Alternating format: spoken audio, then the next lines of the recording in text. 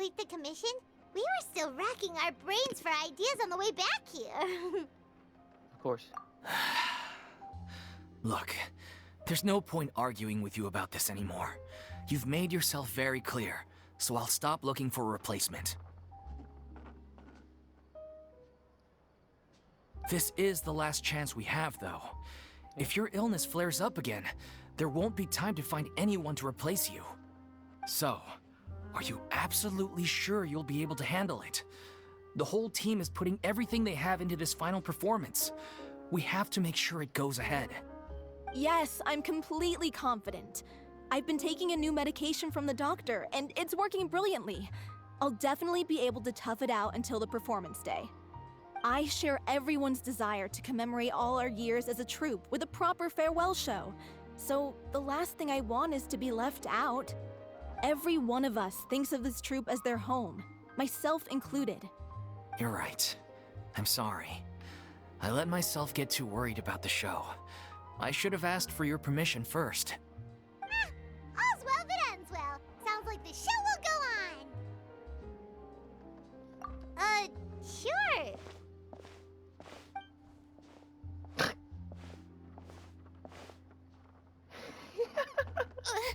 Hey, how did you... I was just passing by because I realized I forgot a couple of items on my shopping list. Sure you did. All right, I'm coming. No need to drag me.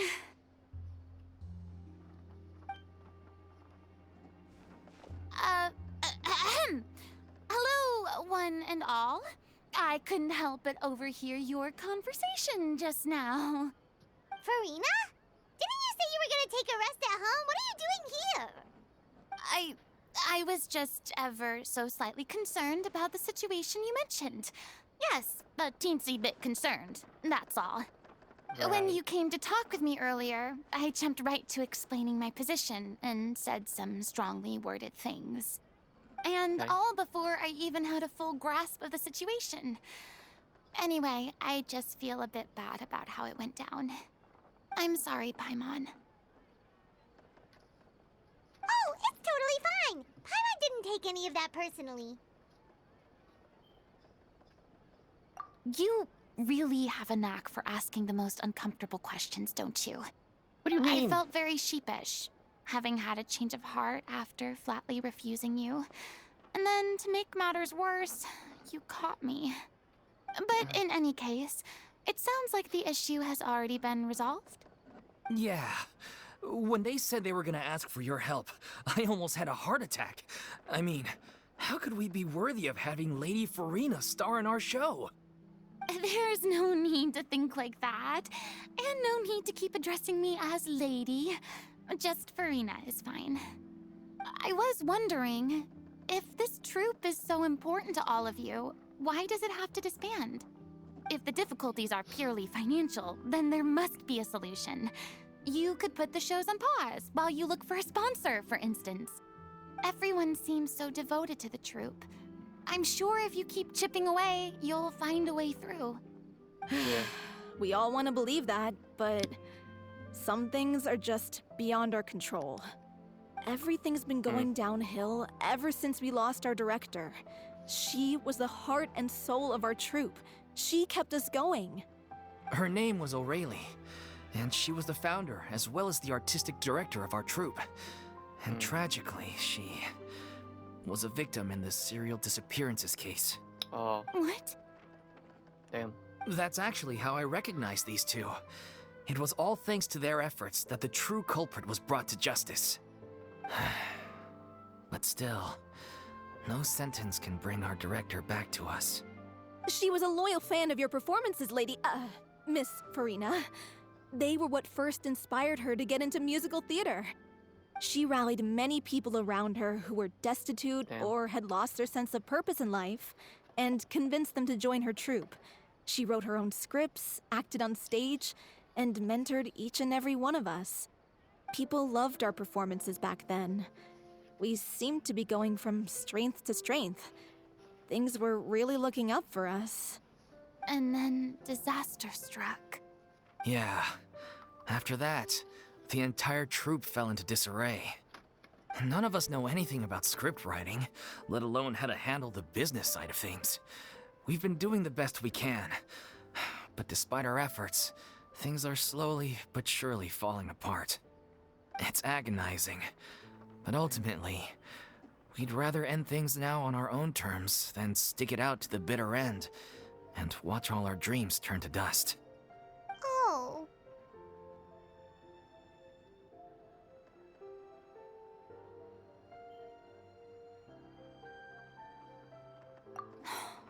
What a terrible waste. A gifted artist from humble beginnings who achieved so much and no doubt had much more to give. And then her life was so cruelly taken. I suppose it's fair to say then that this final show, besides being your farewell to the stage, is also your final gift for her? Yes, exactly. We all miss her terribly. Well, good thing I followed the traveler here. After hearing this tragic tale, I can no longer stand by and do nothing. Furina. I know what you're thinking, but I by no means plan to cross the boundary I've set for myself. Besides, they're no longer looking for a replacement anyway. I can, however, provide some artistic guidance from the vantage point of a highly experienced audience member. But only if you feel this is something that would help, of course. Oh, most definitely! We'll take any guidance that you can give. We unfortunately don't have any budget for a consultant, though. Will that be a problem? I don't need any compensation. All I'd ask in return, if you're willing, is that you tell me some more about the life and work of your late director. Something I've begun to realize since my departure from the Opera Epiclese is that there's a lot you don't see when you observe everything from on high. The law only judges criminal behavior and does not weigh human emotion.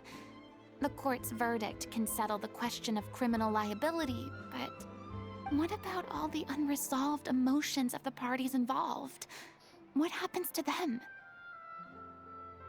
An interesting answer. But if you ask me, I think all emotion shall ultimately return home to the heart and slowly settle with the passage of time. Take, par exemple, how this troupe pines for their late director. Things such as this I have never witnessed before, and so I should like to observe, perchance to understand. Still a fan of your old dramatic monologues then, huh? You just want to get back in on the action, don't you? No. This is a completely different situation. Pearls before swine. The name's not Swine, it's Paimon! Would you be willing to join me? Come on, take a break from adventuring to listen to a story. Thank you all so much. Our director was a huge fan of Miss Furina's performances, as of course we all are. All right, follow me. We'll go to our usual practice space. Please excuse the size. It's a little on the smaller side. No problem, bro.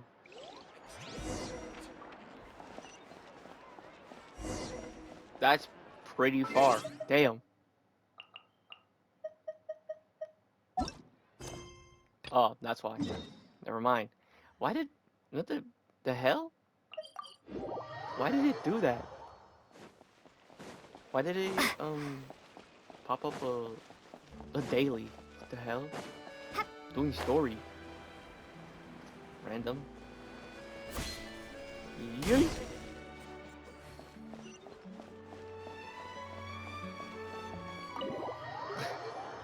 Bruh.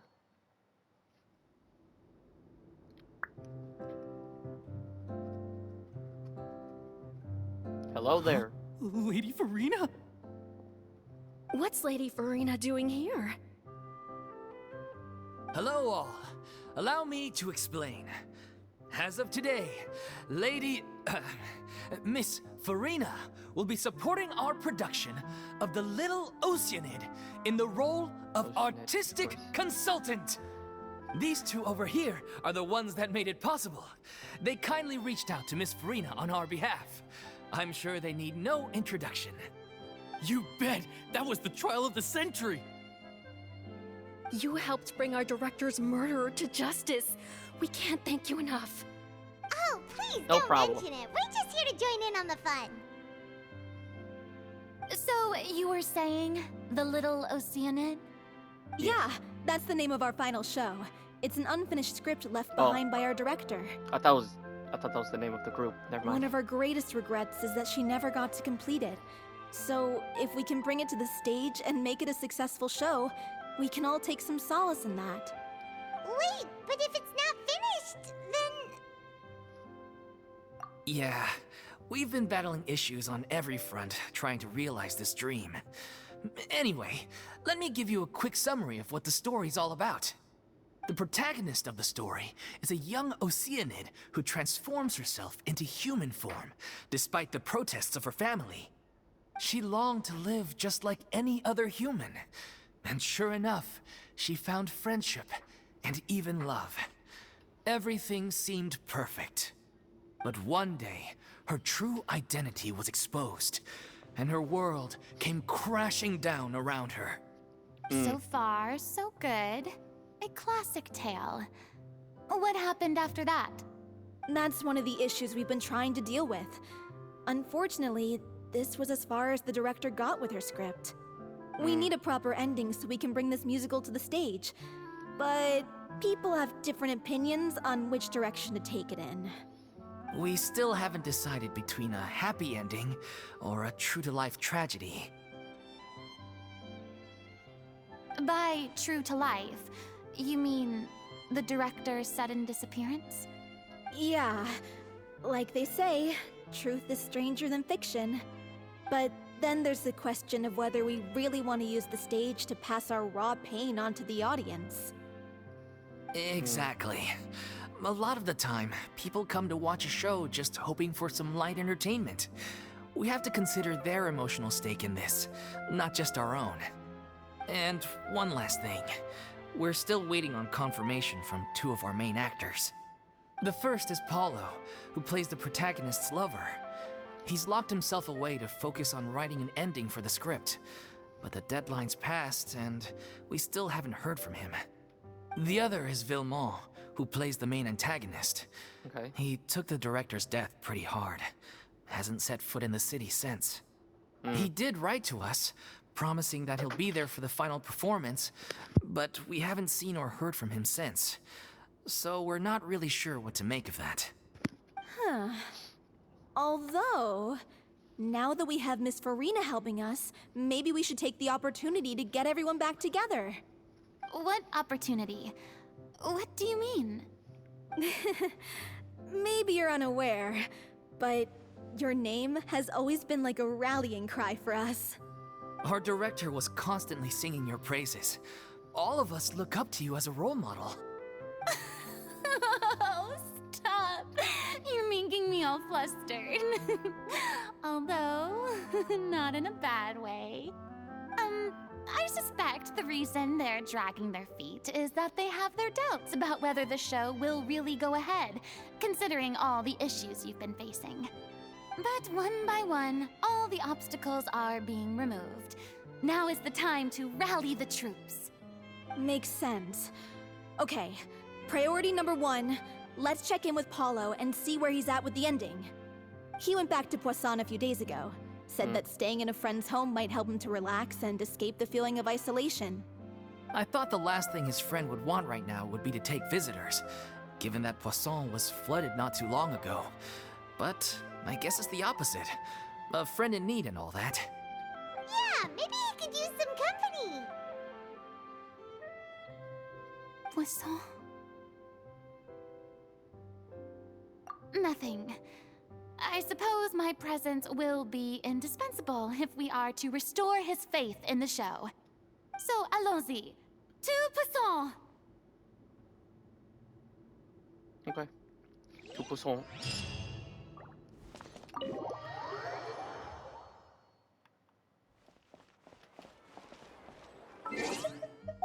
Two poissons. Oh.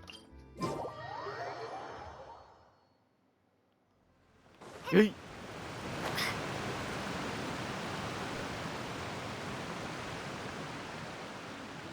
At least everybody's doing good. Look, adult.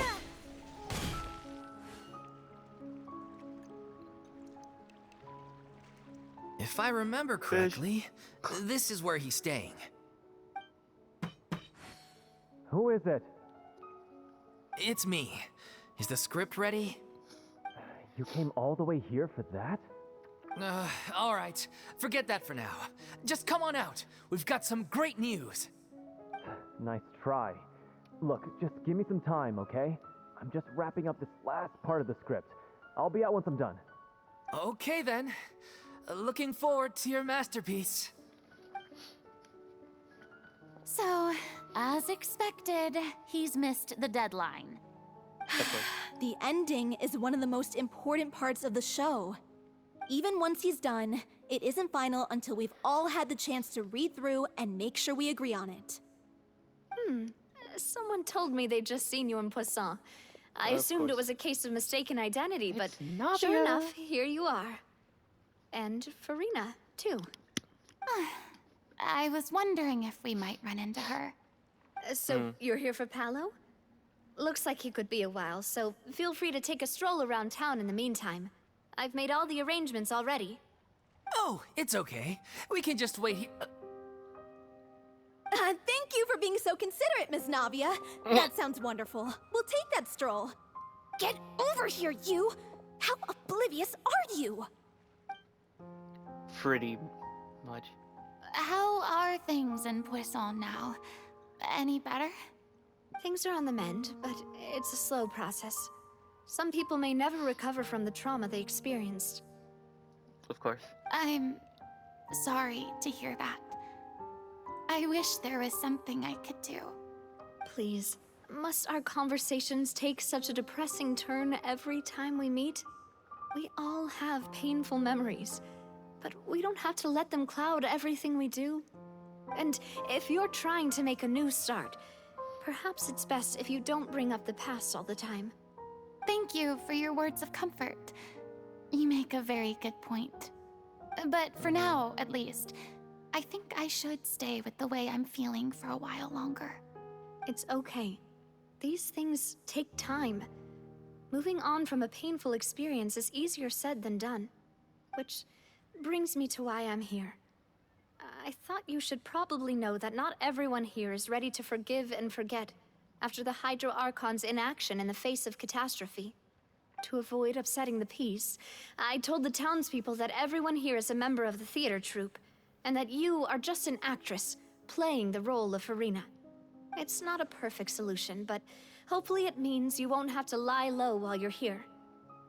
That's so thoughtful of you, Navia. Well, what do you expect? I am the courageous and considerate president of Spina di Rosula, after all, like my father before me. Anyway, that was all. Look after her now. We will. Off we go then. Let's take a look up there. I don't have any friends that I can be frank and honest with, so maybe she's right. You're the closest thing to friends that I have.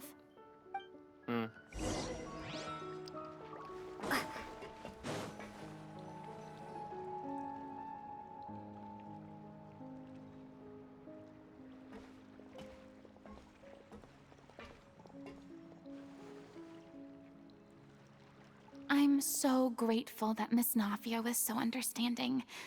To be perfectly honest, I didn't know if I was ready to meet her. It's always easiest to just run away from your problems. But that never fixes anything. You can't get around the obstacles without facing them. So that's why you were nervous when they brought up Poisson. Yeah. I'd be lying if I said I wasn't scared of coming back here. Still, I felt it was something I had to do. As I was saying before, I want to see for myself the things that I never could in the past. I'd be overjoyed if the people here could find it in their hearts to forgive me. But they're more likely to unleash a tirade of vitriol against me, which, of course, I completely understand and accept. Yeah, I can tell people are watching me.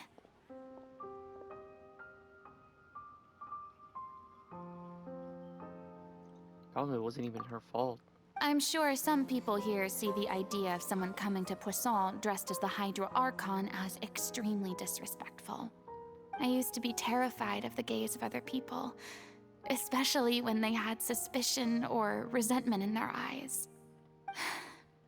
I guess I wasn't quite ready for this after all. I'm not surprised you're making yourself go through all of this. I can't let myself see only the things I want to see.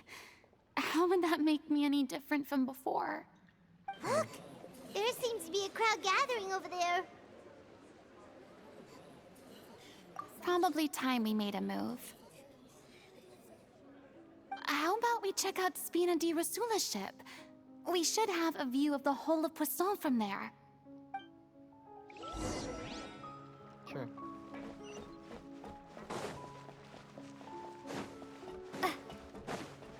I mean, technically, it wasn't her fault.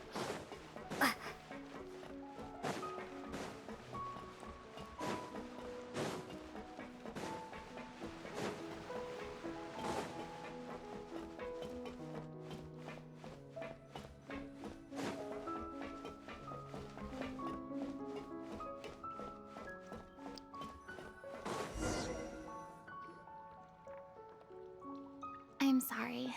You probably just wanted a relaxing stroll. And here I am dumping all this heavy stuff on you. It's fine. We don't mind. It's actually refreshing to see a different side of you. Great. Well, I appreciate your company, so please don't disappear just yet. I don't know whether you can tell, but the years of suffering and loneliness aren't the only reason I have a hard time facing up to who I used to be. And you also been doing it for 500 years. As I stand here by the ship, I can't get the images of the rising water out of my mind. One after another, people were taken by the water. All those treasured lives and memories washed out of existence in an instant. They thought their god would protect them. They had absolute faith that when disaster struck, a divine power would save them from harm. And all the while, I played my part to perfection to convince them that was true. But then the floodwaters finally came, and the Hydro Archon did nothing. You shouldn't look at it like that. You're only doing your duty. I've had to go through so many moments like that for the sake of protecting the truth. As time went on, it got harder and harder to bear, and I became more lonely and isolated. Eventually, I realized I had nothing left except the truth. I became terrified of completely failing in my task, and was haunted by the thought of being left all alone, weeping on my throne. Fortunately, we were able to avoid the worst-case scenario thanks to the help of heroic individuals such as yourselves.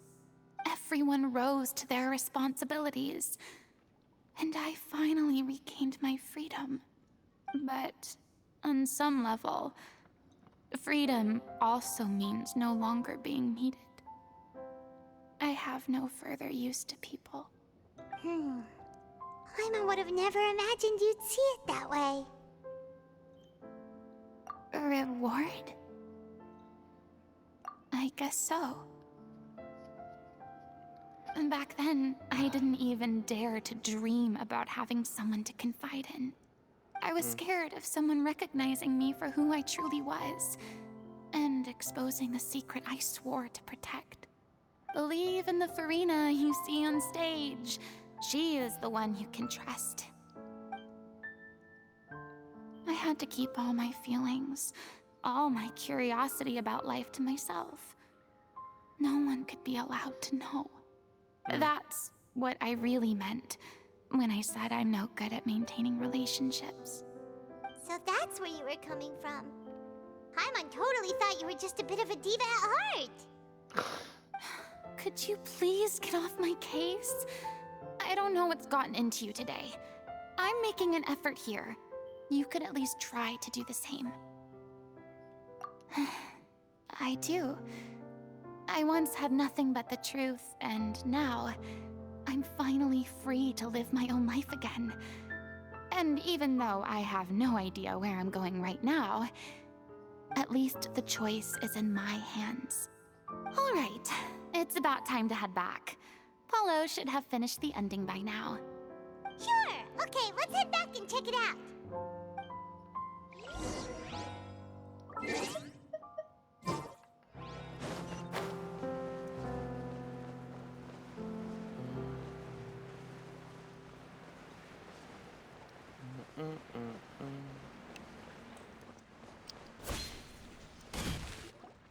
Didn't you say you needed to watch what you eat?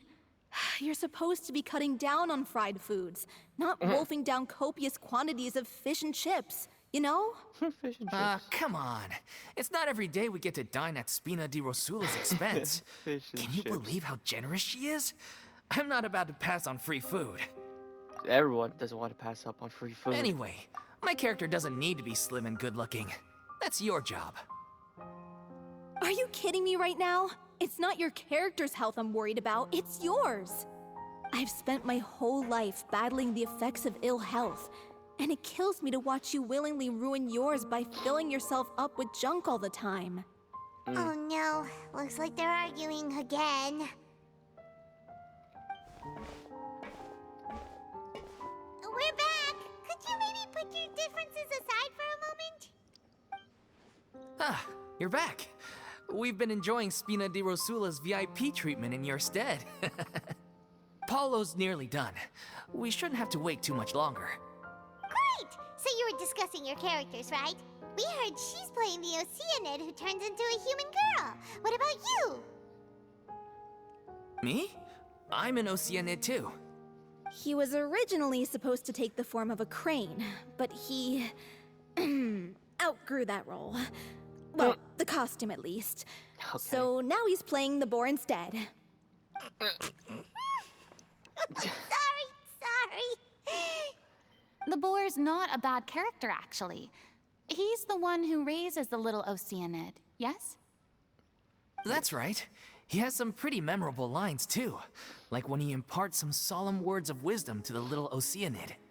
If you become human, you can reveal your secret to no one. You will face suffering and loneliness. Is this truly what you want? Wait, that sounds kind of familiar. It's the most important line in the whole script. I think it's a symbolic statement about our director's life and legacy. She kept quiet about all the trials and tribulations she faced in running our troupe, allowing us to devote ourselves fully to performing. It was only after she was gone that we realized how tough her job really was. You mentioned earlier that the troupe is like your home. Yeah. I was born with an incurable illness, and once my family found out it couldn't be treated, they decided they didn't want me anymore. That's messed I up. spent some years taking whatever work I could find and trying to manage my illness with various medicines. But whenever I had a bad flare-up, I'd be lying in an alleyway for days at a time. It was like that until the director found me one day. She told me I had a great voice and asked if I was interested in studying singing from her. I said yes. She took me under her wing, taught me to both sing and act, helped me find Mora for my meds, took care of me when my condition decided to flare up. I know it was all a huge burden on her. She sounds like a really incredible person. She really was. She gave everything she had to her troupe and the people in it. All of us were so proud to call her our director. I was a lost child too when she found me. As the child of a murderer, my parents weren't around when I was little, so I got sent to an orphanage. The other kids were always picking fights with me. They'd say things like, "Come on, you must be pretty tough if you're the son of a murderer." It was just to taunt me, though. I was an easy target, and they knew it.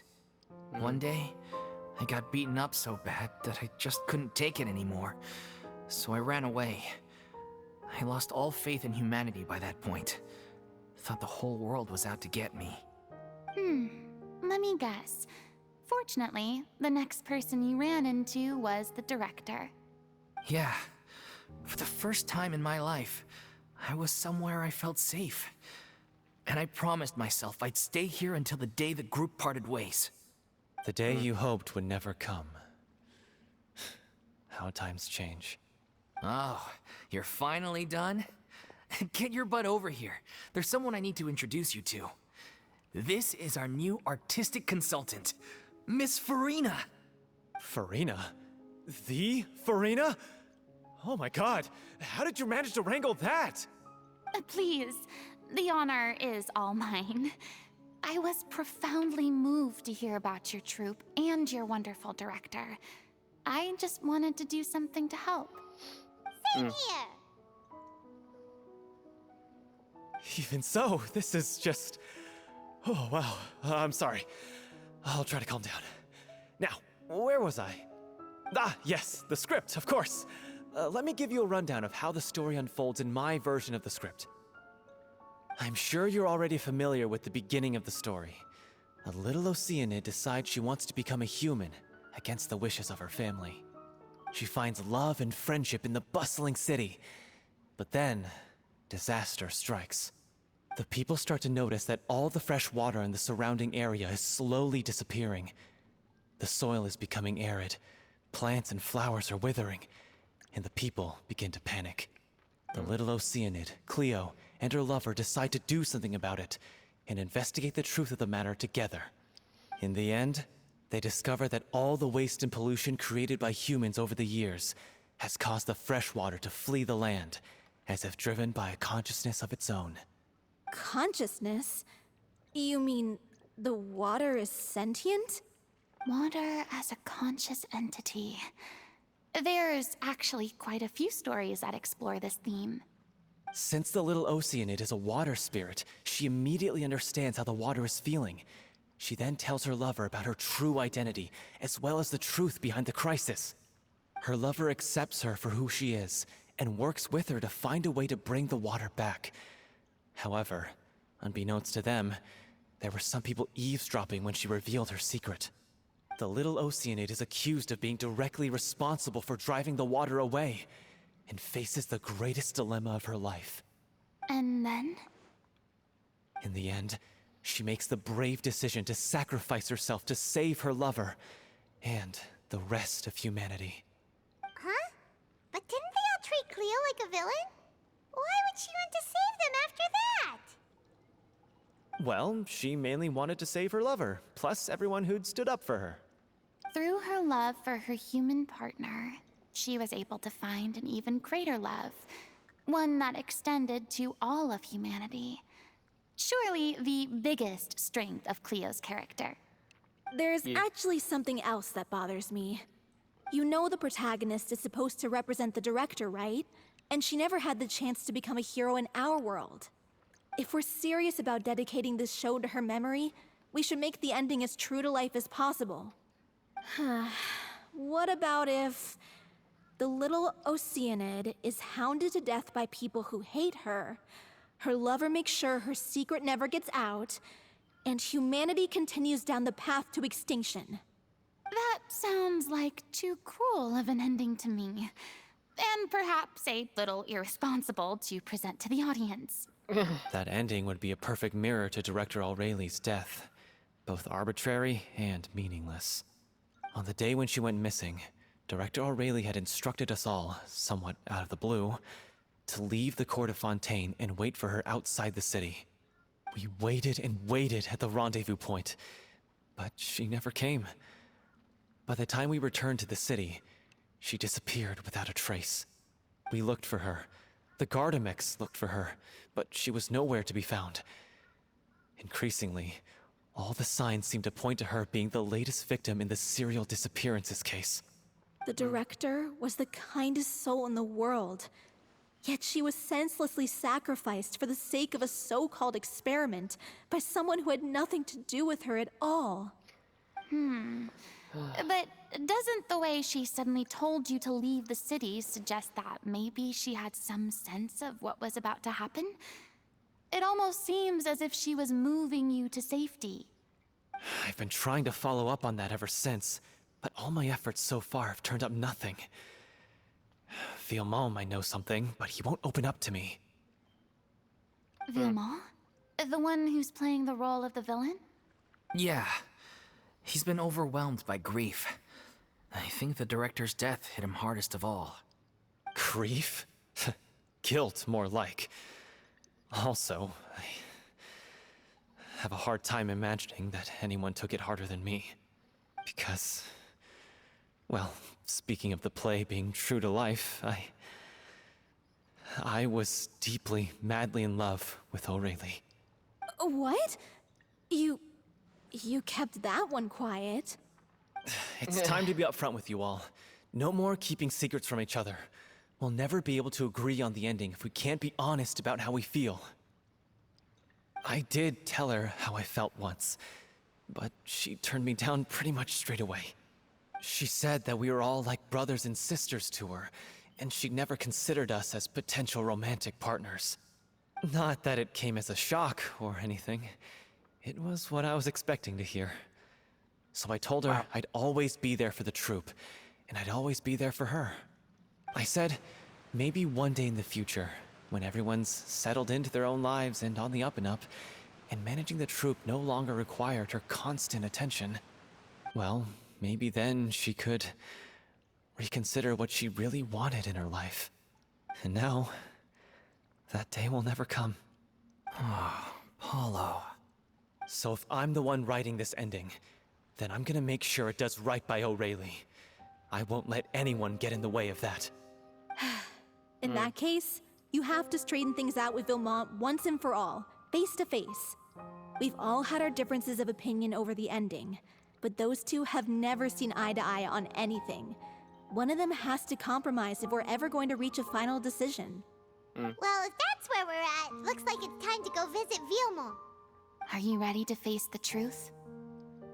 Honestly, Villemont. I'm slightly terrified. But for the sake of our final performance, I'll do whatever it takes. Some people have trouble Funny you should pronouncing ask, though. You really do get what I'm going through right now. I certainly do. names. Yeah. Come on, everyone. Allons-y!